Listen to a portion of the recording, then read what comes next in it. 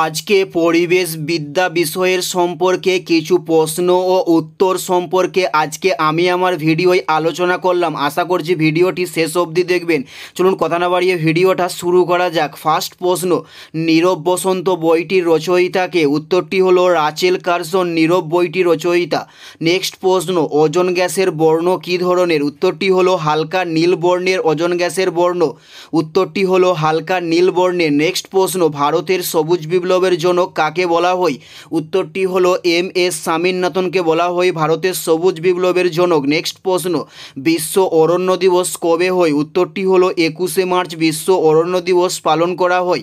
উত্তরটি হলো 21শে March. Next প্রশ্ন, কত সালে কীটনাশক আইন প্রণীত হয়? উত্তরটি হলো 1964 সালে কীটনাশক আইন প্রণীত হয়। নেক্সট প্রশ্ন, শব্দদূষণ পরিমাপের এককের নাম কি? উত্তরটি হলো ডেসিবেল শব্দদূষণ পরিমাপের এককের নাম। উত্তরটি হলো ডেসিবেল। নেক্সট প্রশ্ন, বায়ু হলো একটি কি পদার্থ? উত্তরটি হলো মিশ্র পদার্থের নাম হলো বায়ু।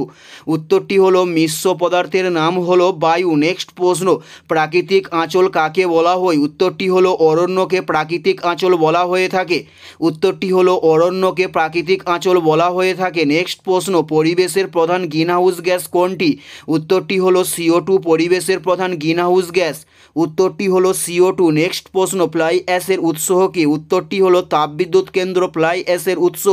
উত্তরটি হলো তাপবিদ্যুৎ কেন্দ্র ফ্লাই অ্যাশের উৎস। এটাই ছিল এই ভিডিওর লাস্ট প্রশ্ন। আর কোন ধরনের শিক্ষণীয় ভিডিও আপনারা প্রত্যেকে দেখতে চান অবশ্যই কমেন্টে লিখে জানাবেন। পুরো ভিডিওটা দেখার জন্য অসংখ্য ধন্যবাদ।